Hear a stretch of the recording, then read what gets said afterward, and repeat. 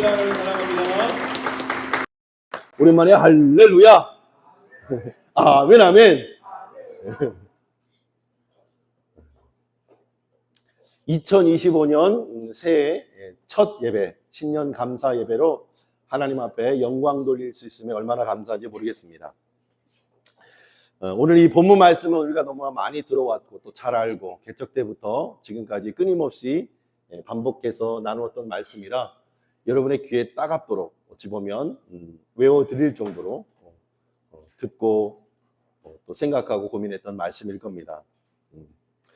그래서 이 하나님께서 우리 지금 신년 들어서 작년에는 그 1년 1독을 2월에 시작했어요, 우리가. 그래서 한 달이 모자랐죠. 그래서 30날 있고 31일 있고 28일 있는 날이 맞지를 않았었어요. 그래서 고민하다가 그냥 용단을 내리고 지금 맞추지 않으면 뭐 앞으로 계속 이게 어금 맞춰서 가니까 우리 시작한 지 얼마 안 됐을 때 또 첫 해라 또 쭉 성공하신 분도 계시고 끝까지 못 가신 분들도 계실 거예요. 그죠? 11월까지도 못 가신 분이 계시고 아니면 어떤 분은 아예 12월까지 11월에 그냥 두 달째를 한꺼번에 또 읽어내신 분도 계시고 그래서 용단을 내려서 차라리 올해 2025년부터 새롭게 시작하자.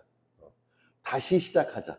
그런 마음으로 1월 달부터 다시 큐티 나눔부터 시작해가지고 시작하고 있습니다. 저도 작년에 읽었던 12월까지의 책들을 다 마무리하고 1월부터 또 새롭게 묵상하는데 또 작년에 봤던 말씀인데도 또 올해 보니까 또 새롭고 또 익숙해진 마음도 있고 그런 시간들을 보내면서 오늘도 이 말씀을 묵상하고 원래 이제 첫 때 우리 개척 때 주신 말씀들을 또 들어보고 또 고민하는데 전혀 새로운 방향으로 하나님이 말씀을 이끌어 가시는 것을 경험을 했어요. 그래서 하나님이 성경에서 말하는 복, 히브리어로 뭐라고 그랬죠? 복, 성경에서 말하는 복, 히브리어로 모르시나요? 따라서 합시다. 바라크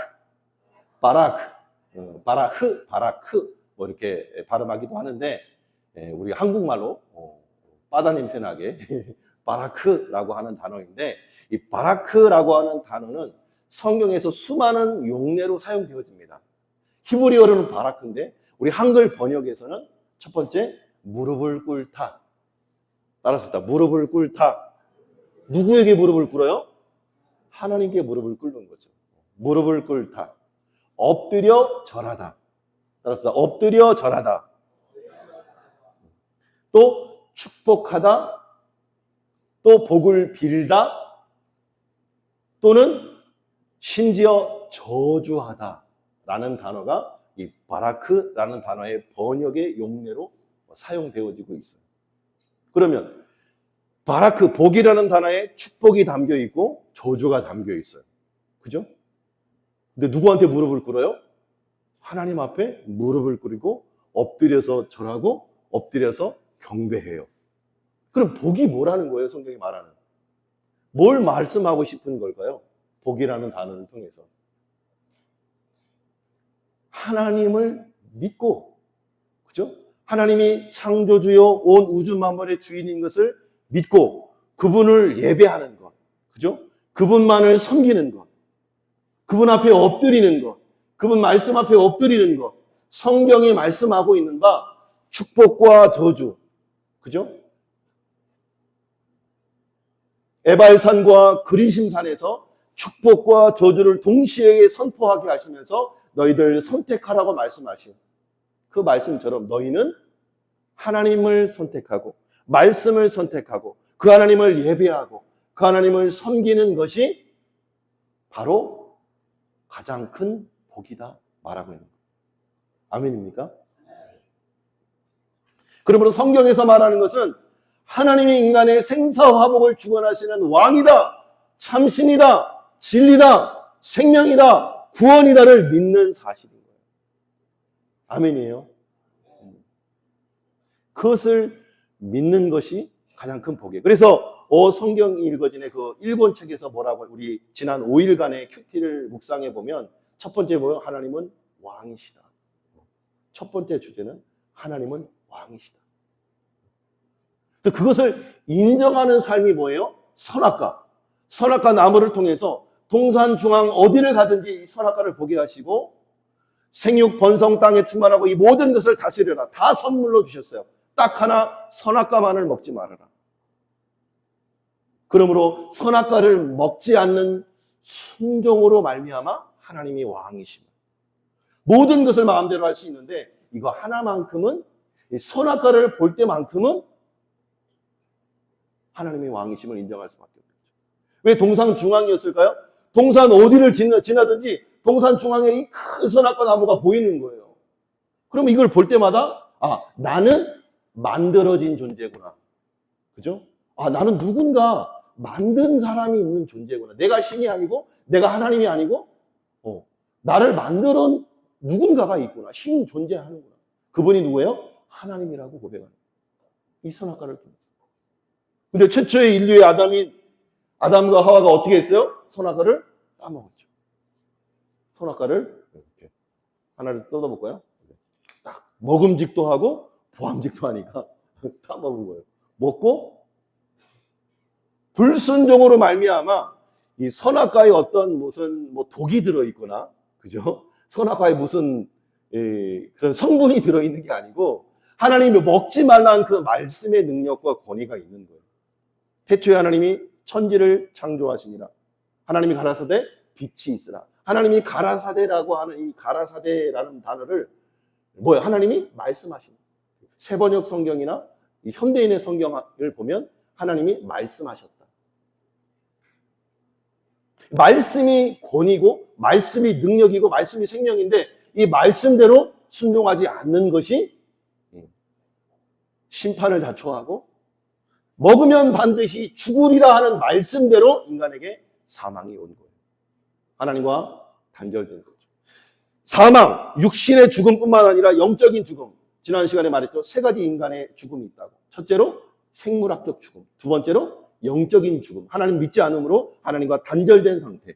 그리고 마지막 종국적인 죽음 이후에 예수님을 믿지 않음으로 영원한 사망에 이르는 세 가지 사망이 있다고 이천수 목사님 말씀을 통해서 그렇게 분석해 주시더라고요. 그것이 성경이 말씀하고 있는 세 가지 죽음인 거예요. 그래서 선악과를 먹자마자 어떻게 됐어요? 하나님과 영적인 단절, 사망에 이르게 되는 거죠. 그리고 우리는 믿지 않은 상태로 죽는다면 영원한 지옥 형벌에 떨어질 수밖에 없는 거예요. 근데 하나님이 대안을 마련해 주셨어요. 무슨 대안? 하나님을 예배함으로, 하나님께 제사함으로 하나님과 관계를 회복시켜 주시는 이 동물 피의 제사를 하나님이 만들어 주시는 거예요. 엄청난 은혜죠. 첫 번째로 아담을 찾아오셔서 하나님께 불순종함으로 피해 다니는 아담과 하와를 누가 찾아왔어요? 하나님이 먼저 찾아와 주십니다. 하나님이 먼저 찾아와 주십니다. 이것이 은혜인 거죠. 아담은 숨었어요. 하나님 내가 잘못했어요. 나를 용서해 주세요. 내가 먼저 따먹었어요. 라고 자수한 게 아니고 아담아 내가 어디 있느냐? 아담아 내가 어디 있느냐? 주님을 끊임없이 찾아다녔어요. 하나님. 범죄한 이후에.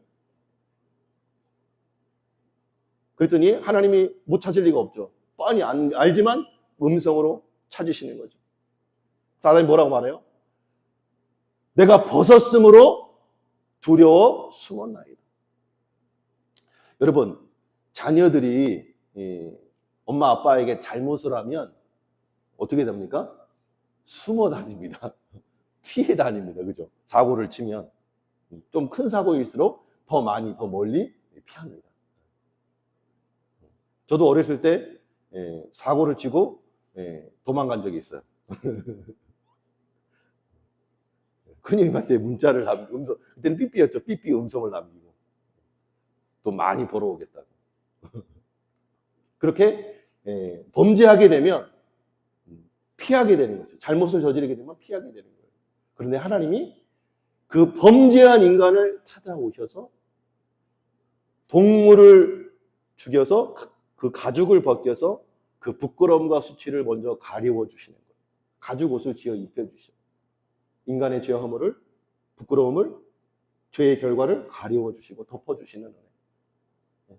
이 은혜가 저와 여러분에게 힘이 펴지기를 주님 축복합니다. 언제 우리가 예수님을 믿었어요? 우리가 아직 죄인 되었을 때, 하나님을 알지 못할 때 누군가의 복음의 씨앗을 통해서 우리가 예수를 믿게 된 거 아니에요? 그렇게 덮어주시고 아담과 하와는 이제부터는 어떻게 해서 하나님 앞에 제사를 드려야 됐어요. 그래서 창세기 3장 4장에 보면 제사하는 내용이 나오는데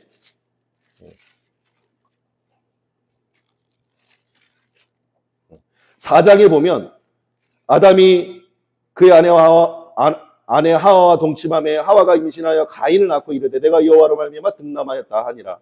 또 그가 가인의 아우 아벨을 낳았는데 아벨은 양을 치는 자였고 가인은 농사하는 자였더라. 세월이 지난 후에 가인은 땅의 소산으로 제물을 삼아 여호와께 드렸고 아벨은 자기도 양의 첫 새끼와 그 기름으로 드렸더니 여호와께서 아벨과 그의 제물은 받으셨으나 가인과 그의 제물은 받지 아니하신지라. 가인이 몹시 분하여 안색이 변하니. 자, 여기 세월이 지난 후에라고 하는 단어는 매년마다 하나님 앞에 피의 제사를 드렸다는 것을 의미합니다. 세월이 흐르는 그 1년 주기로 반복적으로 희생 제사를 하나님 앞에 드렸다는 것을 표현하고 있는 거예요. 이처럼 범죄한 인간은 하나님 앞에 피의 제사를 통해서 나아갈 수 있었고 하나님과 단절된 영적인 죽음 상태로부터 벗어날 수 있었던 거예요. 하나님의 심판을 면할 수 있었던 것이죠. 하나님은 거룩하신 분이기에 우리 죄와 함께 머물 수 없는 분이에요. 그래서 죄를 보면 반드시 심판하셔야 되는 거예요.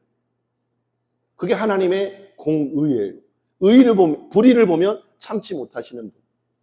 죄를 보면, 불순종을 보면 심판하실 수밖에 없는 그 하나님의 성품이기 때문에 그 심판을 면하기 위해서 대신 누가 희생을 당하는 거예요? 양이나 소나 비둘기가 희생을 당하는 거예요.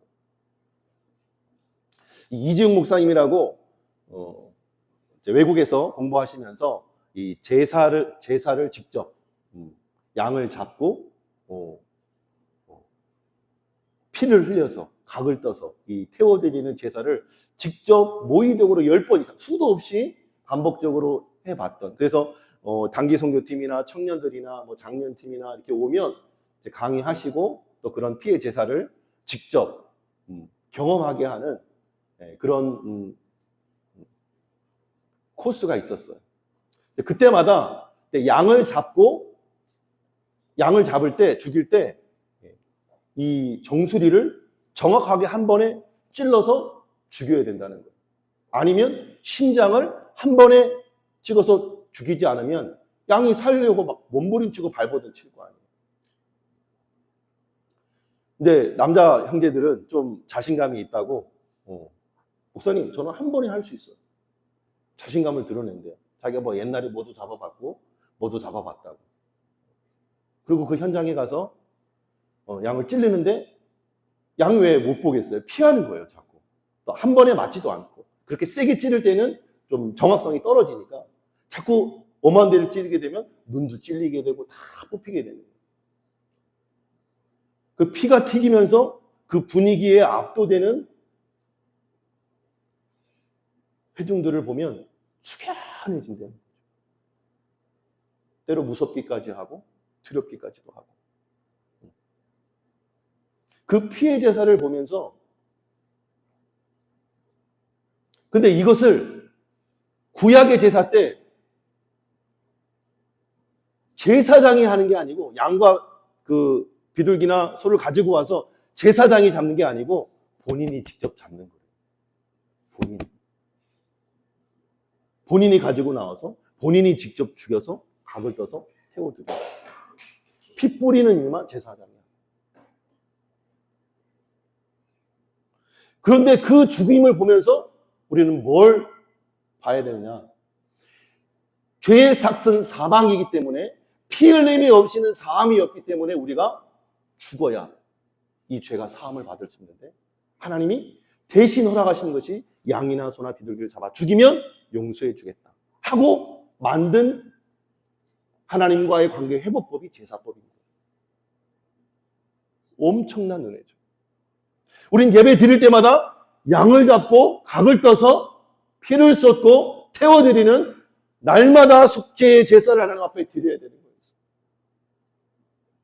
근데 죄 없으신 예수님, 하나님이신 예수님께서 인간의 몸을 입고 2000년 전 이 땅에 오셔서 우리의 죄를 대신 지시고 십자가에 못 박혀 죽어주시는 거예요. 그러므로 이제는 우리는 어떻게 제사를 드려요? 어떻게 하나님을 예배합니까? 예수 그리스도의 이름을 믿음으로. 나를 대신해서 의를 이루어 놓으신 예수님을 믿음으로. 나의 행위, 나의 의가 아니라 예수님이 행하신 의, 예수님이 이루어 놓으신 죄사함, 예수님이 이루어 놓으신 구원을 믿음으로 우리가 죄 용서함 받고 구원함을 받고 그분을 예배하게 됩니다. 그래서 우리는 마지막 때에 하나님은 마지막 때에 예배할 때가 일어나니 하나님께 예배하는 자들은, 아버지께 예배하는 자는 영과 진리로 예배한대요. 진리가 누구예요? 예수 그리스도예요. 진리가 어떻게 했어요? 말씀이 육신이 되어 이 땅 가운데 오신 분이 예수님이래요. 말씀이 진리예요. 그럼 예수 그리스도를 믿는 믿음으로, 그분이 이뤄놓으신 의를 믿음으로 하나님을 예배하고 찬양하고 경배하는 거죠. 제가 왜 이 장황하게 이 제사법까지 들먹이면서 이야기하느냐?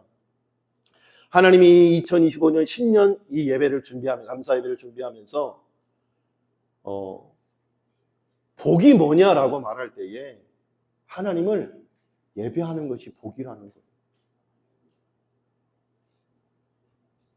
양을 내가 칼로 찔러 죽여서 피를 흘리고 각을 띠는 제사가 아니라 이미 이루어놓으신 예수 그리스도를 믿음으로 드리는 이 예배가 엄청난 하나님의 선물이라는 거예요. 아멘입니까? 하나님이 다 이뤄놓으시고 이제 그분의 이름을 의지해서 하나님을 예배하고 찬양하고 경배하면 되는데, 이 예배가 복인데 예배를 포기한다면 얼마나 안타까운 일이 되겠습니까? 이 범죄한 인류는 끝내 창세기 5장 이후에 두 가지 족보로 나옵니다. 누구의 족보? 누구의 족보? 아시는 분? 노아의 족보와 니므롯, 힘으로 다스리는 나라 니므롯의 족보가 이제 등장을 하게 되어서 에서의 후손이죠.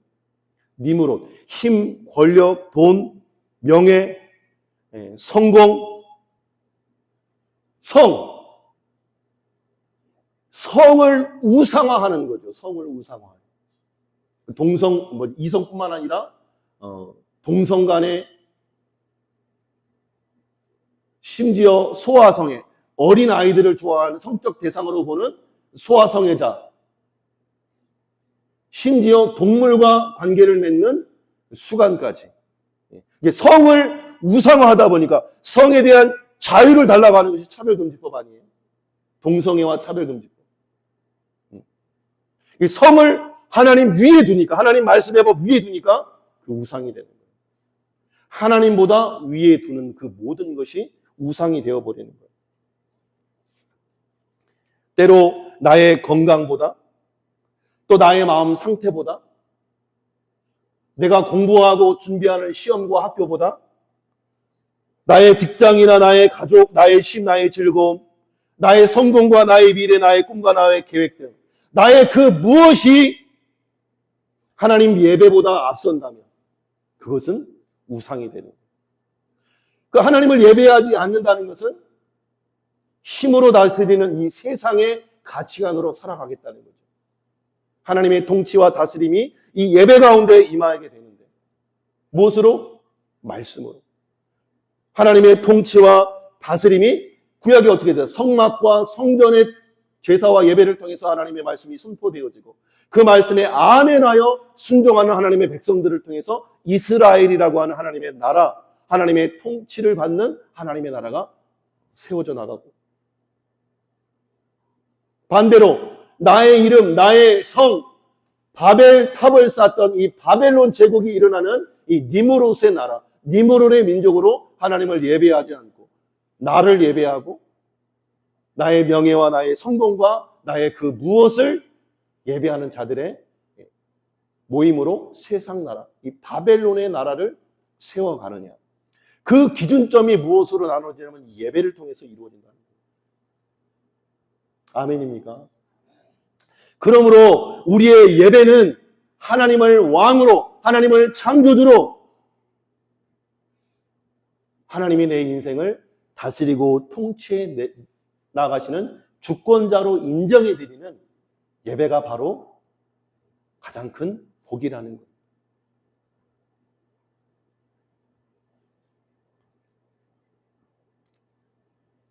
요즘 인본주의가 교회 안에 들어오면서 하나님을 예배하는 이 공식적인 예배보다도 삶의 예배를 더 중히 여기는 분들이 계셔요. 하나님 앞에 밤낮 예배 드리면 뭐하냐? 삶이 개차반인데. 근데 여러분, 그분이 예배하고 삶으로 개차반의 삶을 살았다는 것은 그분 하나님을 바르게 예배하지 않았다는 것을 의미합니다. 그분은 종교를 예배하고 자기 신념을 예배하고 자기의 성공을 위한 기복주의 그 하나님을 만들어 놓고 섬긴 우상이나 다를 바가 없습니다. 그러나 하나님을 온전히 예배하고 바르게 예배하고 인격적으로 예배하고 하나님의 예배를 통해서 하나님의 인재를 경험하고 하나님을 만나고 하나님의 통치와 다스림을 받는 하나님의 백성들은 삶으로 예배하는 삶이 나타날 수밖에 없는 거예요.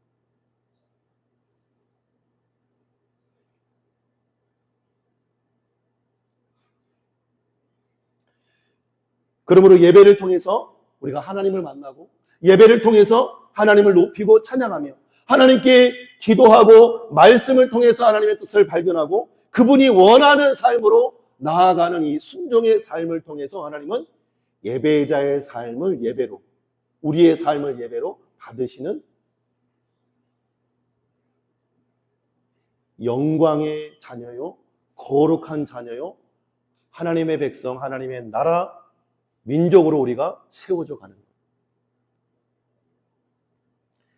지난 금요일 날 이 블레싱 세대 기도회 모임 때 원래는 이 큐티 말씀을 준비했어요. 이 족보, 이 5장의 말씀을 우리는 니무롯의 나라 백성으로 사는 것이 아니고 이제 이스라엘 나라, 하나님의 말씀에 순종하고 예배하는 하나님의 백성으로 살아가야 된다는 말씀을 준비했는데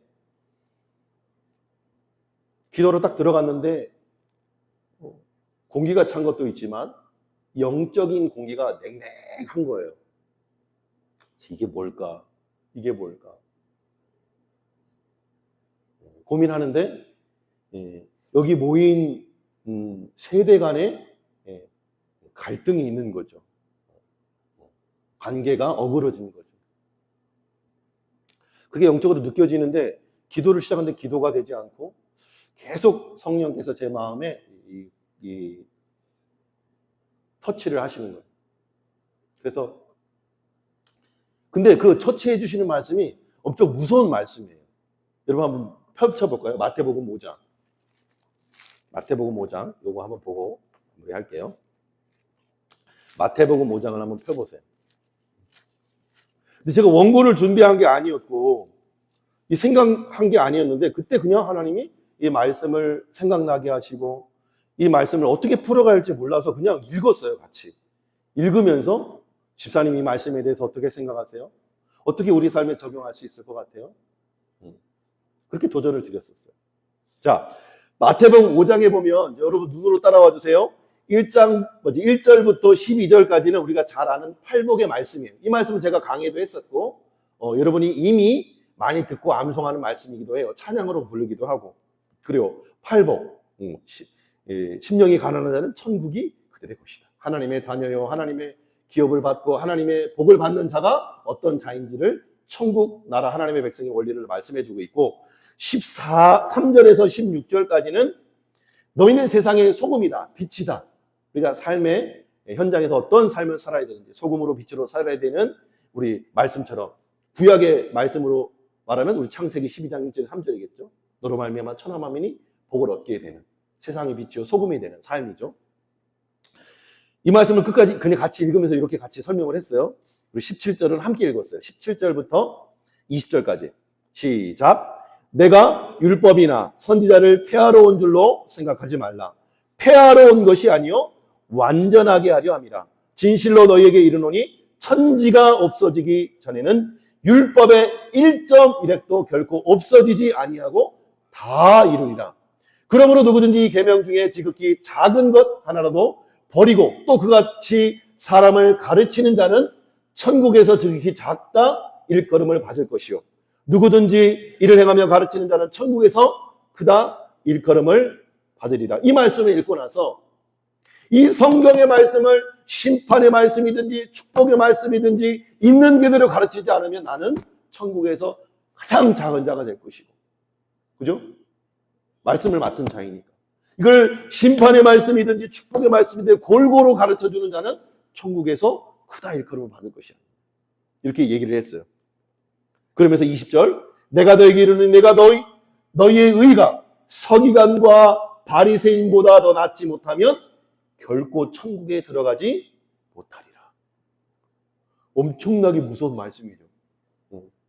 하나님을 바르게 예배했다면, 하나님을 신으로 왕으로 하나님의 말씀의 통치를 받는다고 한다면 우리의 삶은 하나님의 말씀을 지키는 데 있어서 구약 성경을 통째로 암송하며 지키려고 했던 그 바리새인보다 철저하게 말씀을 지키는 자의, 순종하는 자의 삶을 살아야 된다고 말씀하고 있습니다. 그러면서 이제 실제적인 적용이에요. 이제 이후의 말씀을 해보면 소제목으로 노하지 말라, 맹세하지 말라, 악한 자를 대적하지 말라, 원수까지 사랑해라, 구제함을 은밀한 중에 해라. 그리고 그 중심에 7장까지 이어지거든요. 이 중심에 주기도문, 하나님의 뜻, 나라, 영광을 구하는 기도. 외식으로 금식하지 말라, 버물을 하늘에 쌓아두라, 비판하지 말라, 구하라, 찾으라, 두드리라, 좁은 문으로 들어가라. 그들의 열매로 그들의 삶을 좋은 나무인지 나쁜 나무인지 분별하리라. 이렇게 설명하고 21절부터 또 읽었어요. 한번 읽어볼게요. 옛 사람에게 말한 바 살인하지 말라. 누구든지 살인하면 심판을 받게 되리라 하였다는 것을 너희가 들었으나 나는 너희에게 이르노니 형제에게 노하는 자마다 심판을 받게 되고 형제를 대하여 나아가라 하는 자는 공회에 잡혀가게 되고 미련한 놈이라 하는 자는 지옥불에 들어가게 되리라. 이 나가라고 하는 단어는 히브리식 욕설이에요. 욕설. 뭐 바보, 우리 개, 자식, 소 하잖아요. 그처럼 욕설이에요. 욕설. 형제에 대해서 나가 욕설을 퍼붓는 자는 공회에 잡혀가게 되고 미련한 놈이라 하는 자는 지옥불에 들어가게 되리라. 그러므로 예물을 제단에 드리려다가 거기서 내 형제에게 원망 들을 만한 일이 있거든, 생각나거든 예물을 제단 앞에 두고 먼저 가서 형제와 화목하고 그 후에 와서 예물을 드리라. 26절 진실로 내게 이르노니 내 한 푼이라도 남김없이 다 갚기 전에는 결코 거기서 나오지 못하리라. 이 말씀을 읽고 나오신 성도님들에게 집사님 이 말씀을 받아들이면서 어떻게 생각하세요? 권사님 이 말씀을 받아들이면서 어떻게 생각하세요? 어떻게 적용할 수 있을까요? 직면했어요. 이 관계가 어려움을 아니까. 처음에 망설이시다가 최종적으로는 결단을 내리시고 뭐 어찌할 바를 모르시는 거예요. 그러다가 이제 눈물을 쏟으시면서 먼저 다가가서 용서를 구하고 안아주면서 화해의 무드가 펼쳐진 거예요. 이제 그 모습을 보면서 제가 오늘 아침에도 집사님이 이제 잠깐 올라오셨길래 기도해드리고 내가 이 이야기를 혹시 시간이 돼서 나누게 되어지면 나눠도 되겠느냐. 이 이야기를 나누면 앞으로 더 사랑하셔야 된다. 더 용서하시고 더 품으셔야 된다. 왜? 두 분 사이가 안 좋은 우리 성도님들이 다 아니까. 앞으로 어떻게 좋아지는지 삶으로 보여주셔야 된다. 부담을 드렸어. 근데 괜찮다고. 그렇게 하시라고. 허락을 받고 이야기하는 거예요. 그러면서 이 말씀을 묵상하는데 하나님을 예배한다는 것과 예배자의 삶은 분리된 게 아니라 하나라고 생각을 한 거예요. 그래서 나는 그 누구보다도 오늘 이 드리는 예배가, 그분이 드리는 오늘 이 예배가 가장 하나님이 기뻐 받으시는 삶의 예배가 아닌가 생각되어지는 거죠. 무엇이 복이냐? 그렇게 말씀의 통치와 다스림을 받는 삶의 예배를 드리는 그 집사님과 권사님이 가장 복된 삶이라는 생각이 들었어요. 그럼 그지 않아요? 패스웨이 이름이 뭐냐고 아직도 물어보는 분이 계셔요. 지난주에도 어떤 한 성도님이 제가 2년 반 3년을 쫓아다니면서 신방을 했는데, 전도 신방을 했는데 직접 전화를 주시고 교회에 왔어요. 패스웨이 교회가 뭐예요? 물어보더라고요. 패스웨이 오브 블레싱, 풀네임은 그거예요. 축복의 통로 교회입니다. 패스웨이 오브 블레싱 교회입니다. 어렵잖아요. 우리 패스웨이도 패스웨이, 패스교회. 패스교회래, 패스교회. 발음이 안 되니까. 근데 패스웨이 오브 블레싱 교회라면 어렵잖아. 그래서 패스웨이 교회입니다. 통로 교회입니다. 무슨 통로? 축복의 통로. 무슨 통로? 말씀의 통로. 무슨 통로? 순종의 삶의 예배의 통로. 예배 드리지 않는 지체들을 예배 드리게끔, 하나님을 왕으로 창조주로 인정하게끔, 그리고 그분이 주신 축복을 받아 누리는 복된 인생으로 인도하는 통로가 되는 거죠. 우리의 예배는 많은 사람을 예배 자리로 이끄는, 그죠? 그리고 그들도 예배의 삶으로 그 말씀의 성취의 복을 누리게 되어지는 그런 은혜를 누리게 만드는 통로라는 것. 이 교회 이름의 이 사명과 정체성을 우리가 인식할 때 비로소 아브라함에게 주셨던 너로 말미암아 천하 만민이 복을 얻게 하리라는 하나님의 계획, 하나님의 뜻, 하나님의 말씀이, 하나님의 약속이 우리의 삶을 통해 성취되는 거죠. 그 말씀에 순종하는 자의 삶을 보니까 너를 축복하는 자는 내가 축복해 줄 것이고 너는 저주하는 자는 내가 저주해 줄 거야. 엄청난. 근데 신약에 와서는 마지막 지상 대명령, 너희는 가서 모든 민족으로 제자를 삼아 아버지와 아들과 성령의 이름으로 세를 베풀고 내가 너에게 분부한 모든 것을 가르쳐 지키게 하라. 볼지어다 세상 끝날까지 내가 너희와 항상 함께 하시라. 임마누엘의 하나님으로 약속하시는 거예요. 말씀이 우리와 함께 하심으로, 말씀이 나를 다스리심으로, 내가 주님과 함께 동행하는 삶으로 하나님의 복을 이 땅 가운데에 이뤄내고 성취되는 하나님 나라, 영적인 이스라엘을 세워나가는 하나님의 교회로서의 삶을 우리가 살아낼 수 있게 되는 거예요. 그 출발은 어디서부터? 하나님을 진정한 왕으로 인정하는 예배자의 삶. 예수 그리스도의 믿음을, 예수 그리스도의 이름을 믿고 그분이 행하신 일을 믿고 그분이 이뤄놓으신 구원의 역사, 의를 믿는 믿음으로 예배하는 우리의 예배가 될 때 내 안의 죄인은 철저하게 죽고, 양이 죽었던 것처럼, 그죠? 소가 죽었던 것처럼, 비둘기가 찢겨져 죽었던 것처럼 나는 죽고 내 안에 그리스도의 말씀이 살아서 역사하는 삶이야말로 예배자의 삶이고 하나님의 영광을 받으시는 삶이 되는 줄로 믿습니다. 2025년은 우리가 예배에 초점을 맞췄으면 좋겠어요. 하나님을 바르게 예배하자. 그리고 이 예배를 가지고 우리의 삶에 매일매일 큐티를 통해서, 말씀과 기도를 통해서 하나님을 예배하는 삶을 살자. 그 삶을 통해서 하나님이 우리를 위해서 예배하신 바라크의 복. 그래서 어성경에서 그러잖아요. 아름다운 하나님의 자녀가 되었다는 것이 가장 큰 복이자. 그래서 아하자 외치잖아요. 우리 마지막으로 아하자 한번 외쳐볼까요? 우리는 하나님의 아름다운 자녀입니다. 아하자! 다시 한번. 우리는 하나님의 아름다운 자녀입니다. 아하자!